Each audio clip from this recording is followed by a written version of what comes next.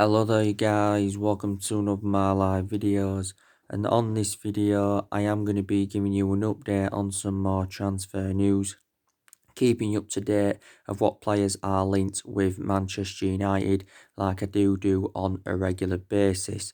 So obviously I did was it around 3 videos yesterday. Obviously I give you the latest news on some of Arsenal's transfer news. I also give you an update on some of Liverpool's transfer news and that. So I did quite a few interesting topics yesterday. But on this video, I am going to be giving you a bit more additional information on Jadon Sancho. I also mentioned Jadon Sancho yesterday. I also too spoken with you about Paul Pogba. Also too, I'm going to be talking with you about Wilfred and Ndidi from Leicester. I think I also mentioned him yesterday. Going to give you the news on Declan Rice, and I'm going to go through with you who should stay at Manchester United, because I've already gone through with you the players who I think are going to leave Manchester United when the summer transfer market does reopen. Don't forget, Ed Woodward insists we may not do business as usual in the transfer market. So what he means in that aspect is that he doesn't think we will spend hundreds of millions of pounds. So basically he's ruled big transfers to Manchester United because, like I mentioned before, a lot of teams are under financial pressure due to the coronavirus pandemic and stuff like that. But Solskjaer, did reveal that he had around 9 players on his agenda, before Ed Woodward came out with this statement last Friday, because he said to fans forum all this stuff did Ed Woodward, what I've updated you on. So what reflects on what Ed Woodward said, he's put Jadon Sancho's move to Manchester United in doubt. So let's start with Jadon Sancho anyway, because there has been an update on him. So I was reading reports yesterday, and it does say that the Borussia Dortmund sporting director, he says the Borussia Dortmund sporting director insists that Borussia Dortmund are totally relaxed over Jadon Sancho's future, so there is no new stance on Jadon Sancho.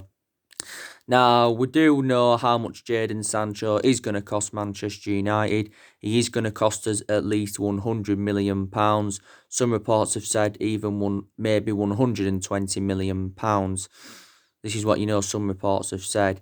If Jadon Sancho is to be sold, then it did say City would get around 15% of the transfer fee because of the few clauses in his transfer deal from Manchester City. So City, would benefit from it, if Jadon Sancho was to be sold for around £100 million. Now, don't forget, we are planning to sell around 5 players, including Paul Pogba, to fund the move for Jadon Sancho. Now, I think, if Manchester United can sign Jadon Sancho, I think he will be our number 7, because we have got number 7 vacant at the moment. And like I mentioned before, we've had a lot of good number 7s up and down the generations. Then again, our recent number 7s, though, haven't been so good. Of course, we had Sanchez, he was our last number 7. We had Memphis Depay before, under Louis van Gaal era. He was number 7 that we had. But yeah, but I actually know I'm not gonna fully disregard it actually, but I'm very, very sceptical that Manchester United will sign Jadon Sancho when the transfer market does reopen. Now, obviously, last Monday I gave you the news, didn't I? And it was stemming from the Sun, and it said, that Manchester United had agreed personal terms with Jadon Sancho. It said everything had been agreed except the fee. So it said, we'd agreed Jadon Sancho's contract, his lengthy contract. He said we'd agreed the salary, we'd agreed the bonuses, also to the huge buyout clause, and that had been agreed. He said the only thing that needed to be agreed was the fee, because there's been no Man United and Borussia Dortmund have not come to an agreement on a fee. But obviously, towards the back end of last week, it was totally contrast to what it said last Monday, because it actually was stemming from the German press saying that Manchester United have not reached an agreement with Borussia Dortmund for Jadon Sancho. It's also said that Borussia Dortmund believe anyway that they can convince Jadon Sancho to stay, because I think Borussia Dortmund are willing to offer him a new contract. I think it said from the Daily Mail last week that they was willing to offer him a 1-year contract worth around £9 million a year.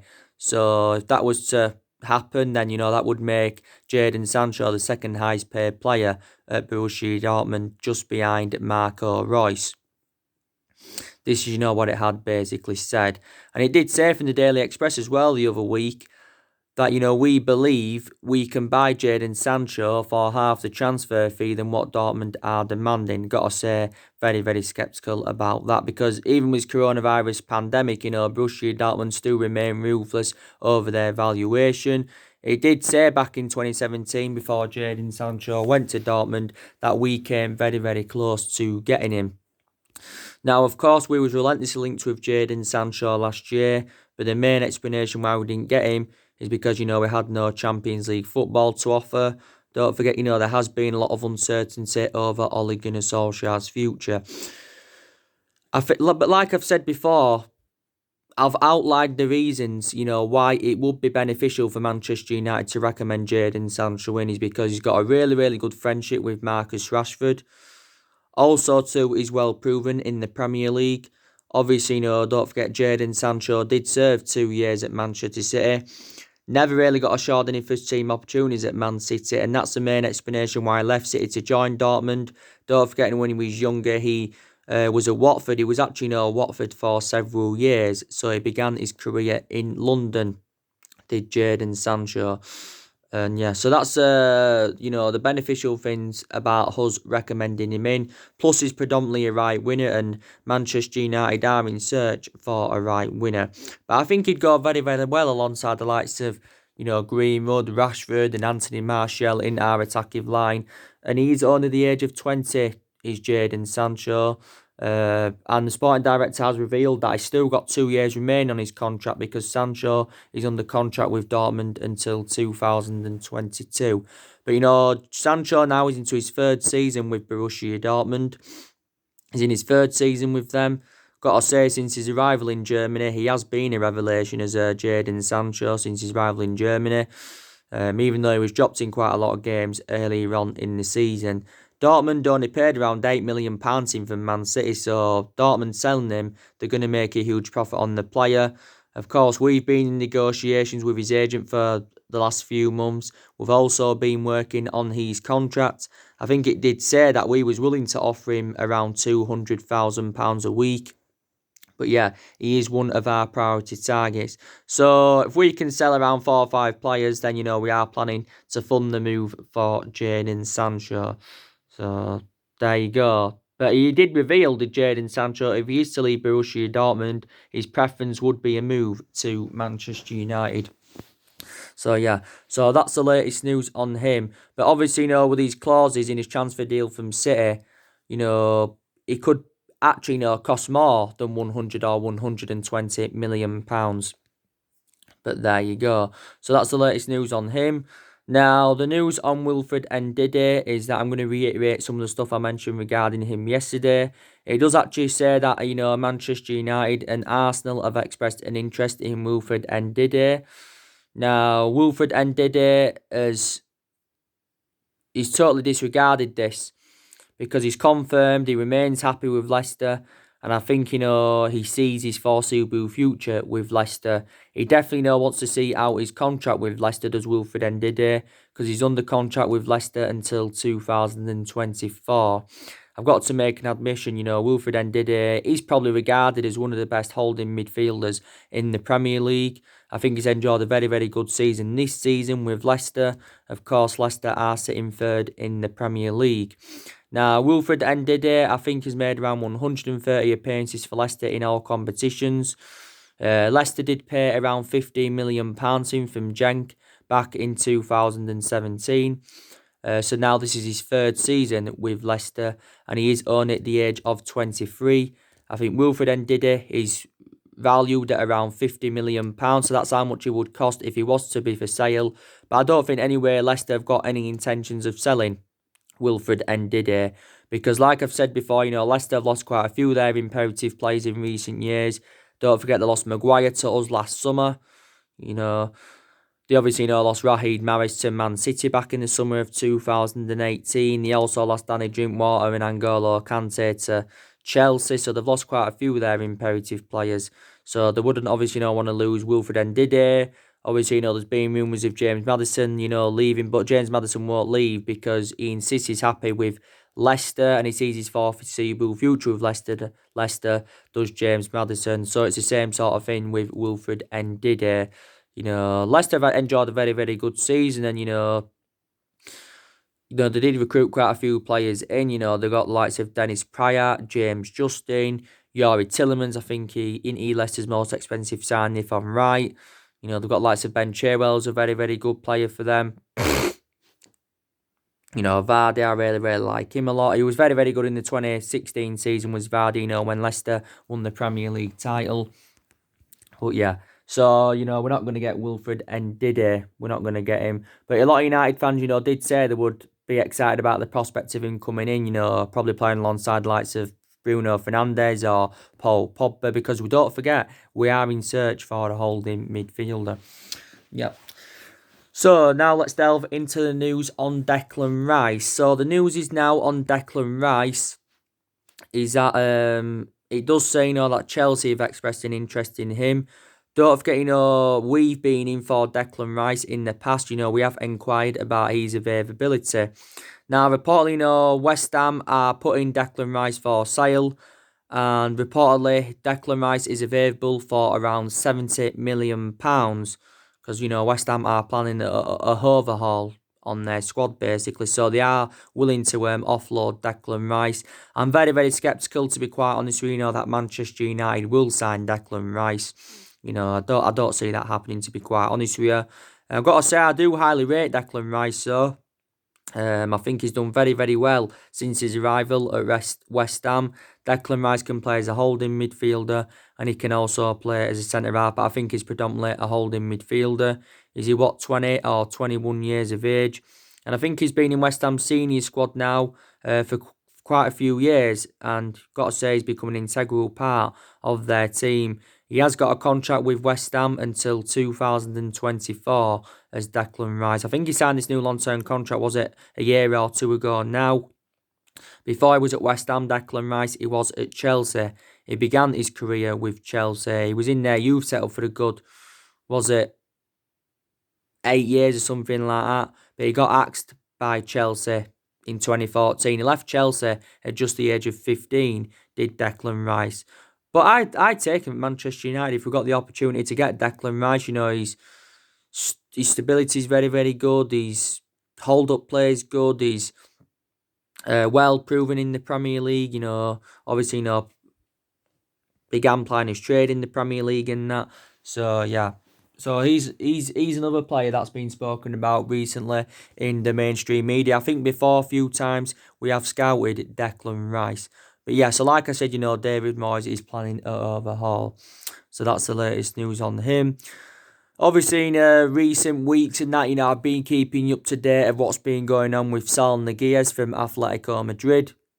Obviously, he's been another player on our agenda. Like I said, I've been keeping up to date of what's been going on with Maddison. There has obviously, been a few centre-backs on our agenda and that. But like I said to you yesterday, it is good that Ole Gunnar Solskjaer is making plans, for when the transfer market does reopen. And I like what Ole Gunnar Solskjaer did say quite a few weeks back, because, he does insist that we will exploit the transfer market when it does reopen. So what it means is, he thinks we'll get the right calibre players in to the football club. This is what Ole Gunnar Solskjaer thinks. Because, like I said, a lot of teams are under financial pressure. And I've got to make an admission. I think, we have really, really improved in the transfer market under Solskjaer. What I mean is I think we've been a bit more sensible with our recruitment. Obviously, so far, Solskjaer's enjoyed 3 transfer windows at the football club and spent around £220 million on 5 players. But yeah, we have been a bit more sensible with our recruitment because, we have been criticised in recent years, for overpaying for players and stuff like that. We have been criticised for it. And, let's be honest, our recruitment policy has been very poor in the last 6 or 7 years or so. So we've also been criticised for that. But Solskjaer, I know, is looking to make around 4 signings when the transfer market does reopen because he believes we need around 4 signings to become title contenders next season. And he obviously, he still wants to continue the policy of recruiting young players to Manchester United and that. So he's already identified the areas, Solskjaer, where he thinks we need to strengthen up. Obviously, he's looking to bring a centre forward in. He's also looking to bring a right winger in, and he's also looking to bring a midfielder in. There's still some reports emerging out saying that he wants to bring a centre half in and that. But Solskjaer, will definitely be here next season. I think Man United are determined to give him at least another season to see how things work out. Because, like I said, it is a transition period, and it's been a transition period for a while. And Solskjaer revealed at the beginning of the year, he's hopeful that we can get through this transition period.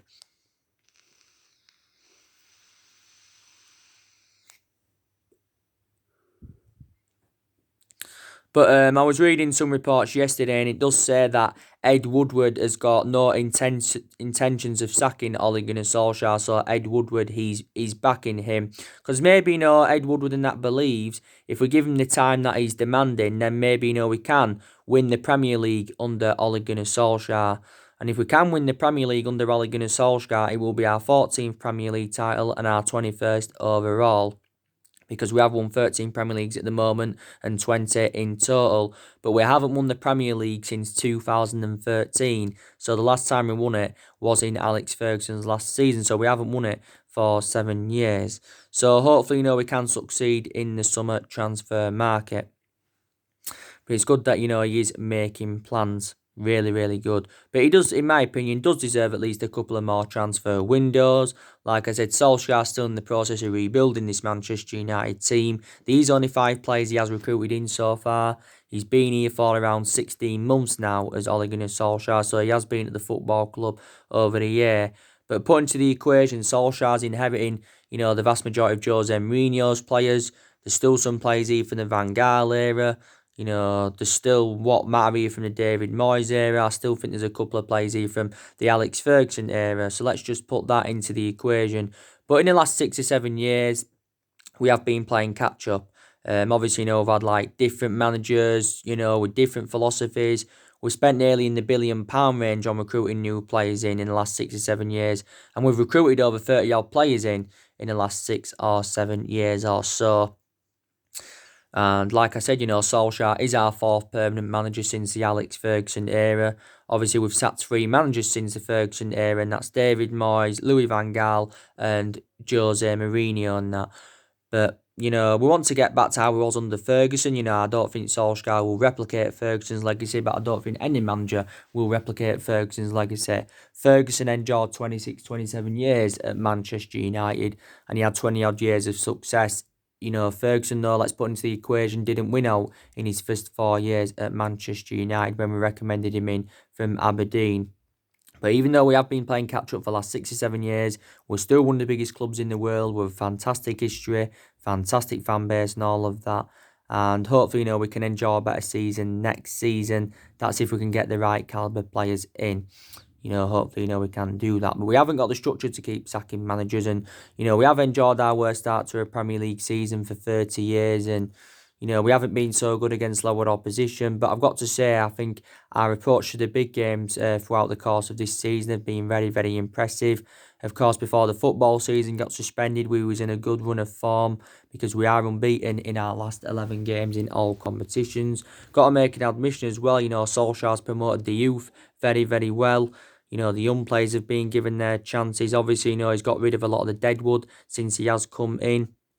So these are a lot of things I do, credit him for. Solskjaer, needs to work out his best formation because, that's something he needs to address.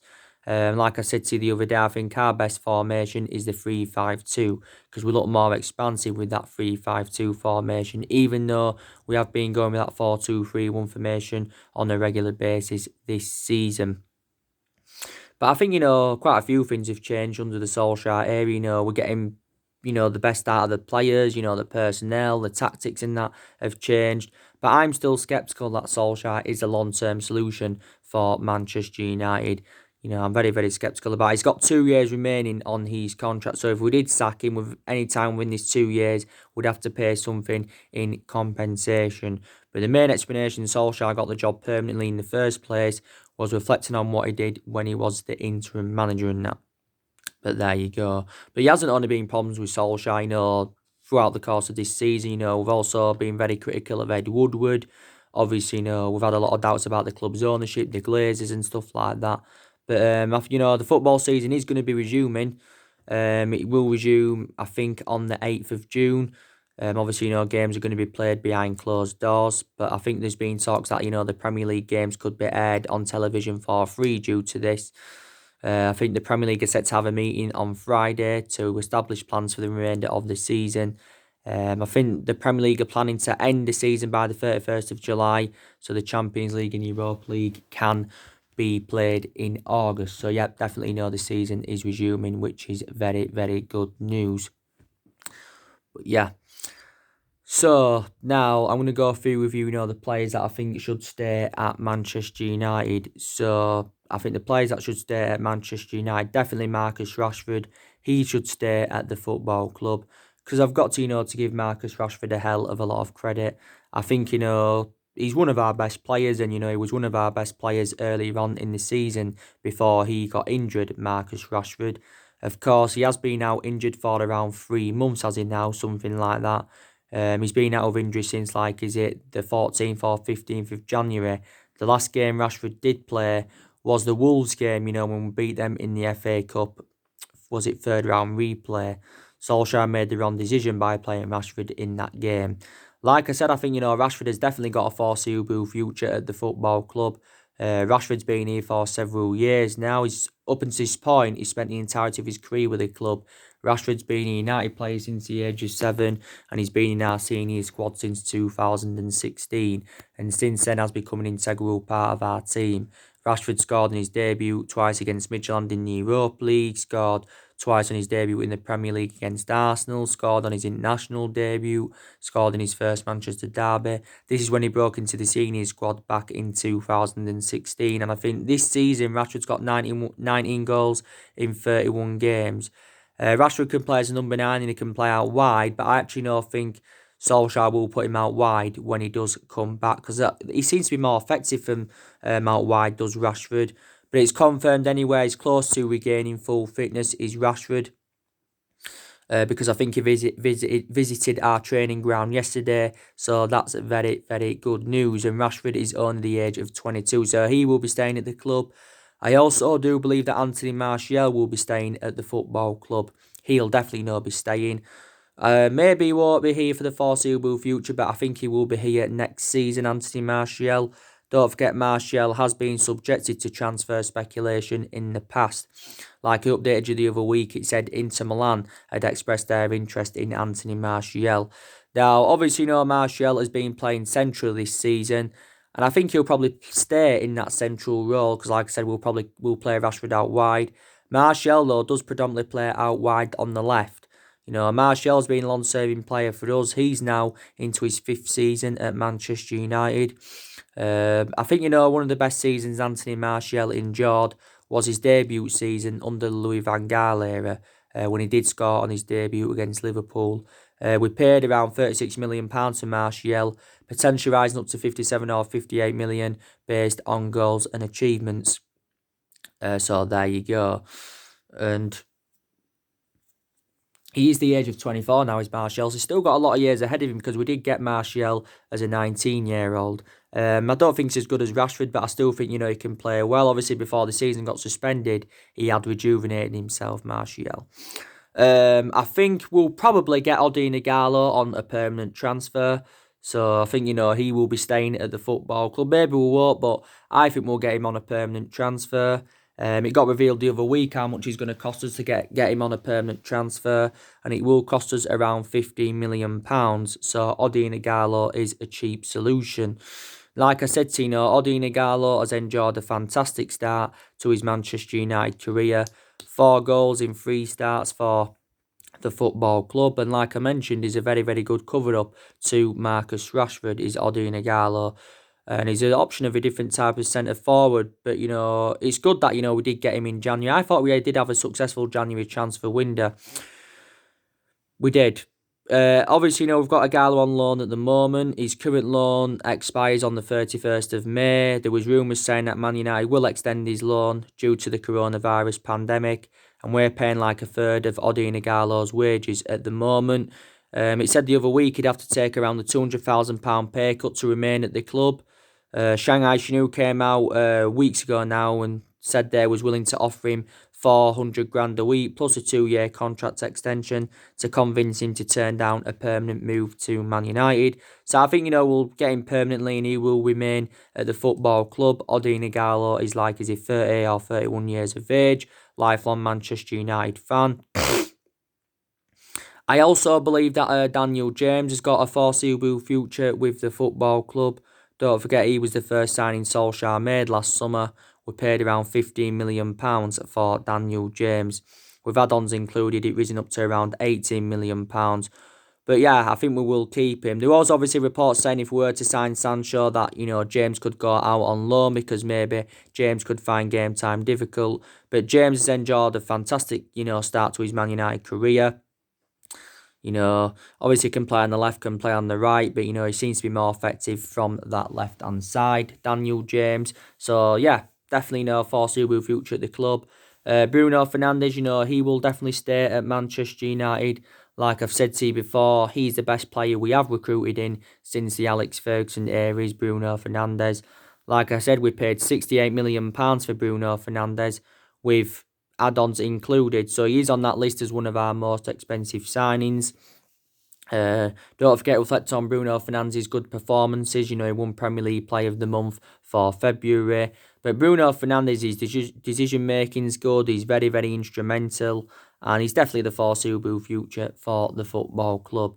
Bruno Fernandes revealed a couple of weeks ago what convinced him to come to Man United. And it was reflecting on the attitude of Ole Gunnar Solskjaer. And definitely no, he will be staying at the football club. I also believe that we will keep Fred. He will stay at the football club, Wilfred. Obviously, Fred's been here since the summer of 2018. Of course, we did get him under the Jose Mourinho era. And I've got to say, this season, Fred has confounded his critics wrong because his performances have been very, very good. But when we had Fred under Jose Mourinho, Fred never really got his opportunities. We paid $50 million for him. So again, he's on that list as one of our most expensive signings. I thought he was also exceptional in Ukraine with Shakhtar Donetsk. But yeah, very, very good players, Fred. He's skillful, very mobile, can pass the ball well. So I think he's got a foreseeable future at the club. I think McTominay, he will stay at Manchester United. I don't know if he's going to get to emulate that level where he wants to get to, but I think analysing him this season, he's enjoyed a very, very good season as McTominay, and he has played well alongside Fred in our midfield, I've got to be honest. I think, Matic will stay at the football club. Maybe won't be the foreseeable future, but I think he will be here next season, will Nemanja Matic. Obviously, it looked like at one point that Matic was going to be leaving the football club. And I've had strong reservations about Matic, and I've criticised him before. Matic is now into his third season at Manchester United. Don't forget, we paid £40 million in from Chelsea back in 2017. And at the time we did get him, he wasn't our first choice midfielder. He isn't our first choice now anyway. He's behind the likes of Fred and McTominay's Matic. But I still like him a lot, of how he's performed, before the football season got suspended, Matic. And I think he's in his early 30s, yeah. I think Juan Mata will stay at the football club. Again, won't be here for the foreseeable future, but I think he probably will be here next season. I know Juan Mata now doesn't even get in the team. But I've got to say, when he plays, he really, really makes an impact, does Juan Mata. And Juan Mata is now into his 6th season at Manchester United, so he has been a long-serving player. He has been here since the David Moyes era, because we paid around £40 million for Juan Mata and that. So yeah, I think, he will be staying. Like I said, the youngsters like Greenwood, Williams, they've all got foreseeable futures at Manchester United. Chong, I'm not too sure about him yet. Gomez, if we can get him a new contract, then, maybe he's got a foreseeable future for Manchester United. Gomez hasn't played a lot, though, throughout the course of this season. I also believe that Bailly will stay at Manchester United. He's one of our backup centre-halves at the moment, but I think, he's actually not too good to be a backup centre-half. He's Bailly. My only element of concern about Bailly is that he's too injury-prone. But apart from that, very, very good centre-half. Bailly's now into his 4th season with Man United. We paid around £30 million in from Villarreal. I think Lindelof will definitely stay at the football club. Got to say, Lindelof's done very, very well alongside Maguire in our back line. Lindelof's now into his 3rd season, yeah. Struggled for that consistency in his 1st season, didn't really settle in, but I think last season and this season, a lot of aspects of his game have really, really improved of Lindelof. So yeah, definitely keep him. Also to Luke Shaw, I think he will stay at Manchester United. I've criticised Luke Shaw before, and I think a lot of Manchester United fans have criticised Luke Shaw. But got to make an admission, since he's come back from injury, he has done really, really well, because he was out for like 2 or 3 months with injury earlier on in the season. But he is very, very injury prone, is Luke Shaw, so that is my element of concern about him. Luke Shaw is now into his 6th season with Manchester United. We did pay, was it around £30 million for him from Southampton, but I would keep Luke Shaw as our first choice left back, because Brandon Williams is a good left back, but he's still inexperienced at the moment. Still inexperienced at the moment. I think we'll probably keep Foster Mensah as well. We'll also keep Tuan Zebe in that. Definitely not Wan-Bissaka is the foreseeable future for Manchester United. He will stay at the football club. I think Bissaka can be our right back for the next 10 years. I really, really do. He's regarded as one of the best right backs in the Premier League. Harry Maguire, Maguire, he will definitely stay. So yeah, these are quite a lot of players, that I think will stay at Manchester United.